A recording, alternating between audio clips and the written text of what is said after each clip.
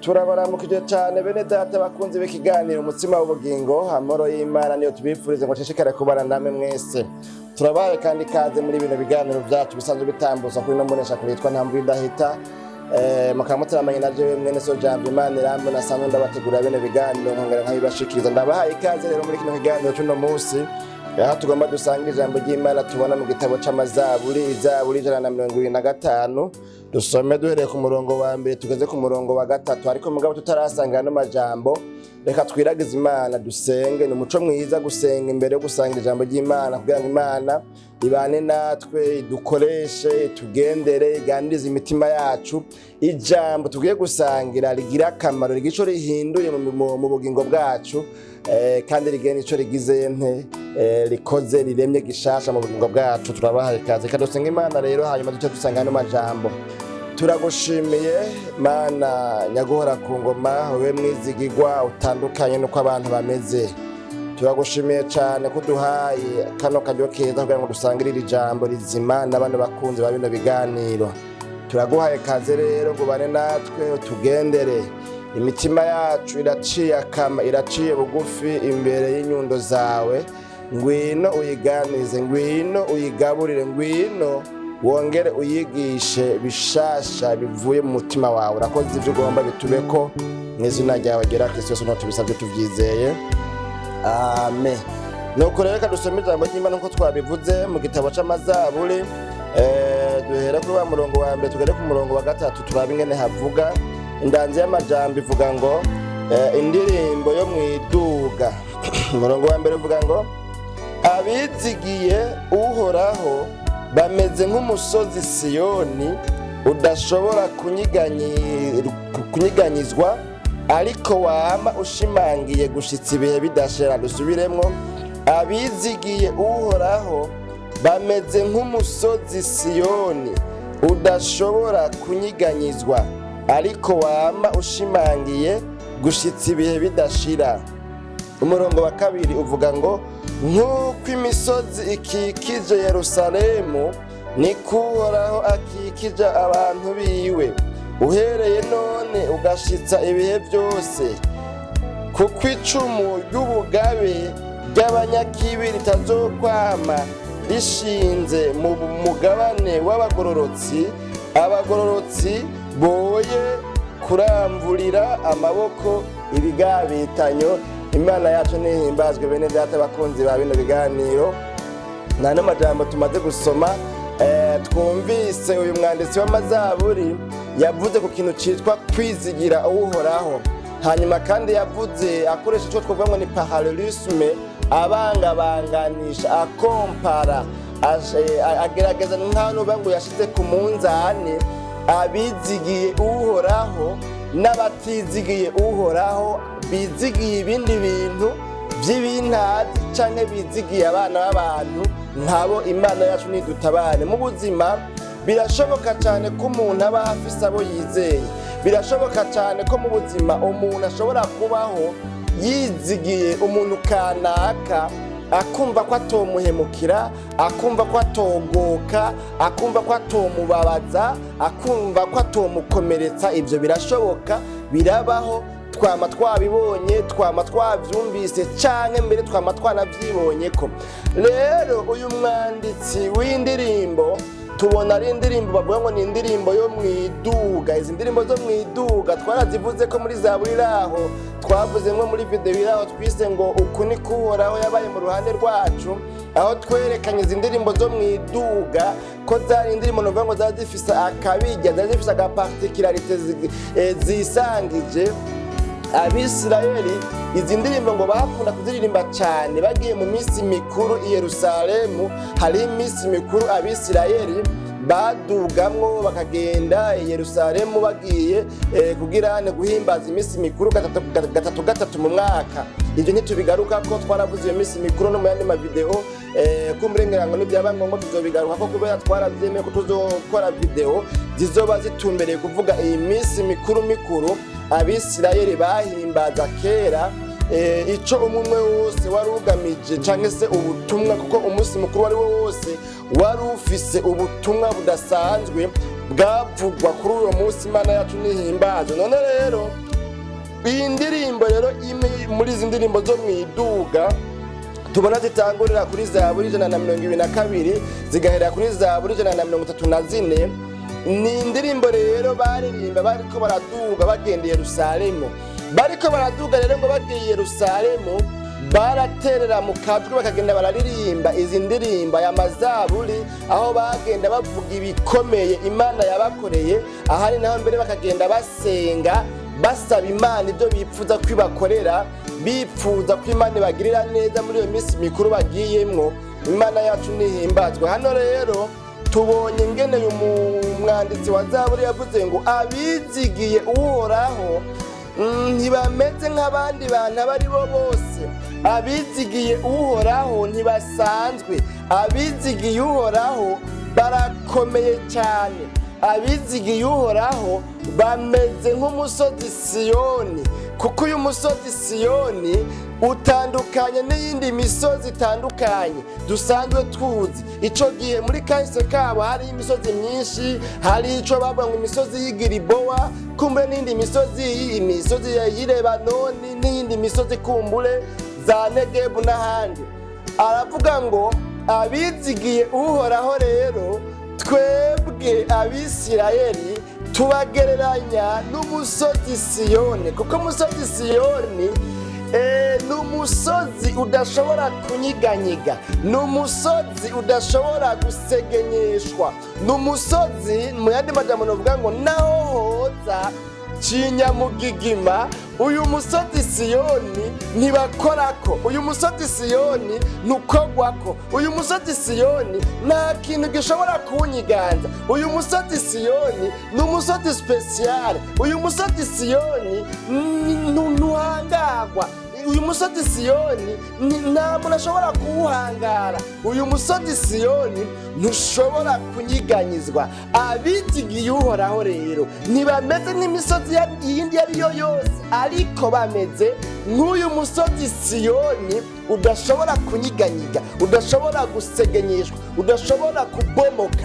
udashobora kwibagiranwa. Amateka yawo n'amateka yihariye. Amateka y'umusozi Siyoni n'amateka adasanzwe. Birazwi neza ko umusozi Siyoni ari umusozi udasanzwe. Abizigiye Uhoraho rero batizigiye ibindi. Birashoboka yuko hari abizigiye ibindi by'ibintazi, birashoboka ko hari abandi bizigiye kumbure bagenzi babo, birashoboka yuko hari abandi bizigiye imiryango, birashoboka ko hari abandi bizigiye kumbure abo bangana, abo bakuranye canke abategetsi, abami, abatware, abagabisha bafise ingabo, birashoboka ko hari abandi bizigiye ubutunzi, birashoboka ko hari abandi bizigiye kumbure ingabo nyinshi zibakingira, zibacungera umutekano. Ariko abizigiye Uhoraho batandukanye n'abo bantu. Abizigiye Uhoraho barasumba abizigiye amafarasi, abizigiye Uhoraho barasumba abizigiye abahambaye. Abizigiye Uhoraho yemwe badisimwe, muriko murumva iyi ndirimbo twebwe turiko turaduga mu minsi mikuru ya Yerusalemu, mwumve tubabwire ubutumwa buri muri ino ndirimbo. Tugomba kubabwira yuko abizigiye Uhoraho, Imana yacu twebwe Abisirayeli, batandukanye cyane rwose n'abizigira abana b'abantu, kubera nyina w'umuntu yo kwibagira uruhinja yabyaye, ariko iyi Mana yoyo, ariko uyu Uhoraho wewe abamwizigiye, abamwizera batandukanye n'abizigira abana b'abantu, kubera yuko wewe aduhoza mu kiganza, mbere inzitiro zacu azihoza kw'amaso, mbere aratwitayeho, mbere aratubabaye, mbere aratwitwararika, kandi ikindi adushushanije mu biganza byiwe, uko bukeye uko bwije aduhoza hafi ku mutima w'Imana. Twibera mu bwigobeko bw'isumba byose. Imana yacu nihimbazwe. Abizigiye Uhoraho rero bameze ngo nk'umusozi Siyoni udashobora kunyiganyiga. Imana yacu nihimbazwe.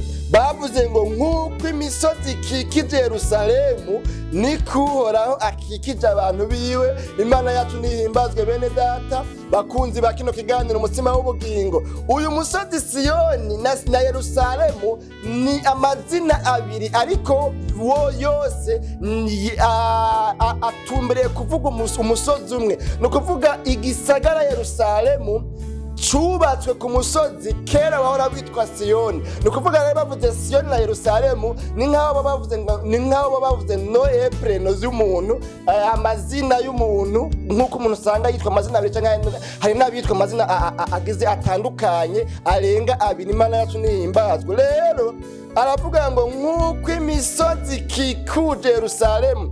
Nasomye komantere biblike ivuga ko ibintu by'aya mazaburi baririmba bariko baraduga mu minsi mikuru.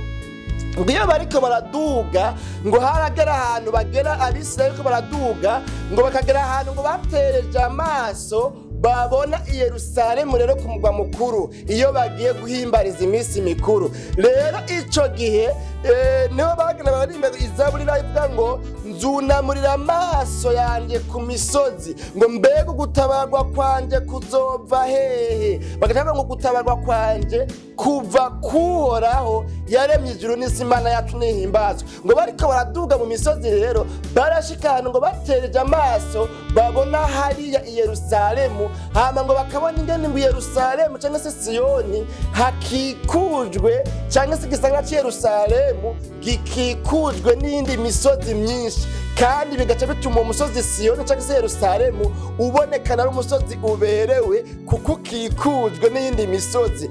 Agaca bavuga ngo rero nk'uko imisozi ikikuje Yerusalemu niko n'Uhoraho akikuje abantu biwe. Byoshoboka ko baca mu bigoye, byoshoboka ko baca mu bibazo, byoshoboka yuko bageragezwa, ariko aba bantu nabo boca mu mageragezwa, aba bantu naho bobabazwa, aba bantu naho bogwara, aba bantu naho boruha, aba bantu naho bohamwa, aba bantu naho bokena, aba bantu naho boba bamagara make, kuko bizigiye Uhoraho. Hari ikintu kidasanzwe kinyegejwe muri ADN yabo, hari ikintu kidasanzwe kinyegeje muri bo kubera ko bizigiye Uhoraho. Kandi Uhoraho bizigiye nawe akaba ari Imana idahinduka, akaba ari Imana idahemuka, akaba ari Imana ibakikuje nk'uko Yerusalemu hakikujwe n'imisozi ikikuje Yerusalemu. Aba bantu barahiriwe, novuga ngo bari muri protection speciale y'Imana,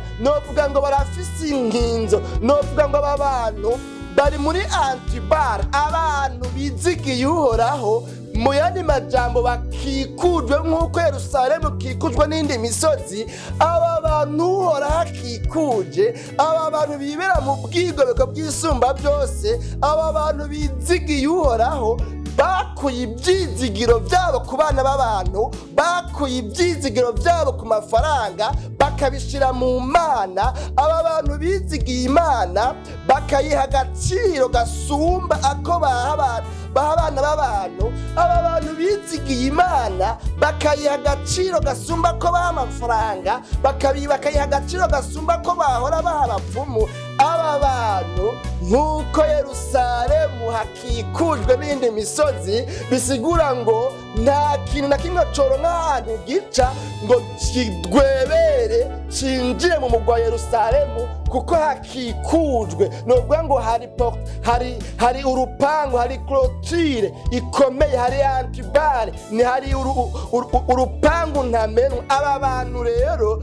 naho boba bariko baraca mu bibazo bikomeye cyane kuko bizigiye Uhoraho, aba bantu barahiriwe, bameze nk'umusozi Siyoni. Ni koko ibibagerageza bizobagerageza, ibibarondera bizobarondera, ibibagwanya bizobagwanya, ariko kubera yuko bizigiye Uhoraho, kandi abizigiye Uhoraho nabo bakaba badashobora kunyiganyizwa n'ibiriko birabarondera kubw'ibyizigiro bizima bashize mu Uhoraho. Aba bantu baca bamera nk'uyu musozi Siyoni, ntibashobora gusegenyeshwa, ntibazotsindwa, ntibazokwiropriya, nta kizobanesha, nta kizobashobora, kuko Imana bikomejeho ni Imana idasanzwe, ni Imana igambiriye agambiriye kubagirira neza. Imana yacu nihimbazwe bene data bakunzi ba kino kiganiro umutima w'ubugingo cuno musi. Nano majambo rero numva twosangira, sinzi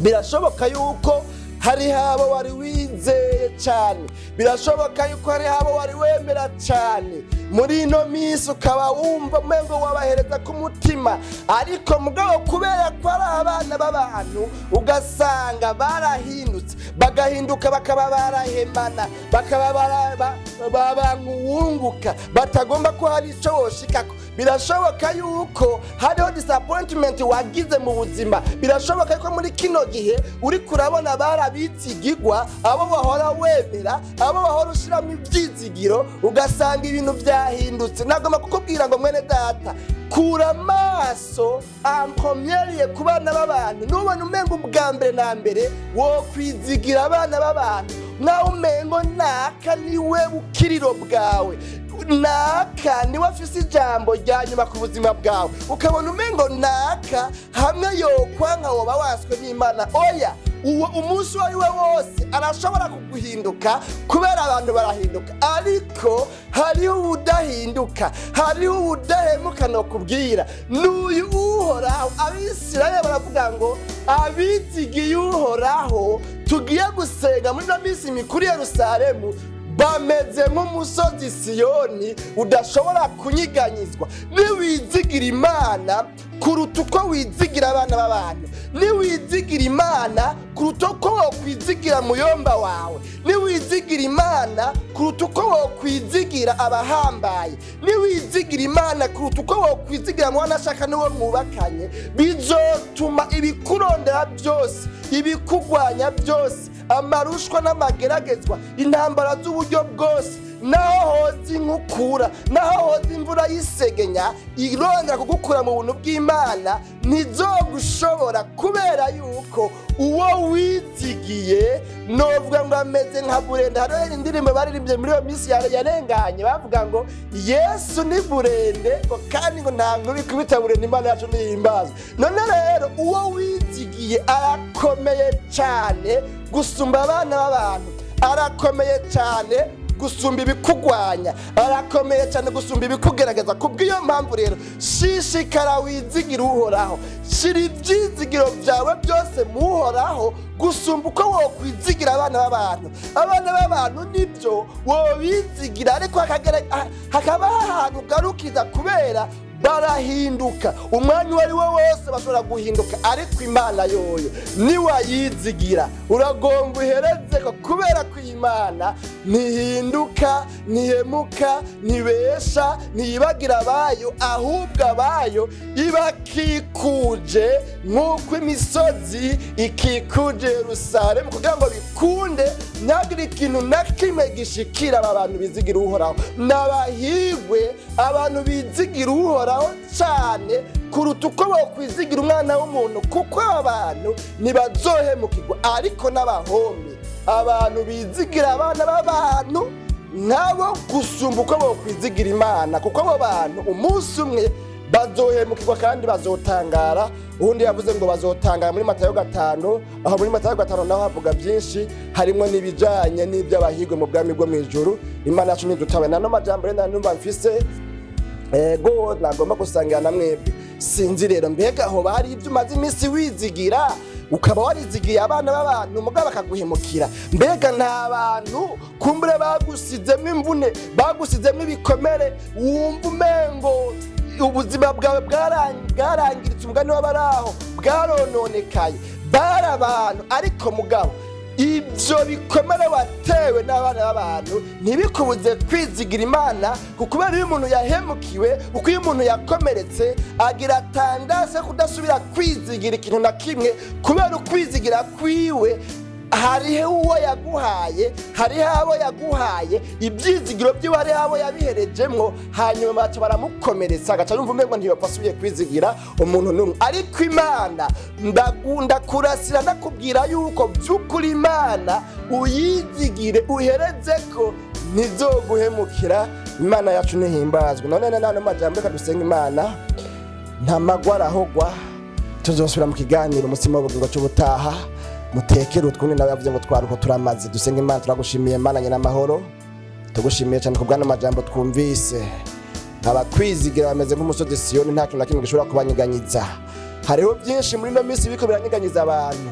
Turakwingize rero ngo utabara umuntu wese yamaze iminsi mu biriko biramunyiganyiza, umugendere umugirire neza, umusubize mu ivyizigiro. Umuntu ivyizigiro byari byaheze, umusubize mu ivyizigiro. Urakoze kuri Imana, ivyo ugomba byose bishishikare kutubako, mu izina ryawe gera Kristo Yesu, ntitubisabye tuvyizeye.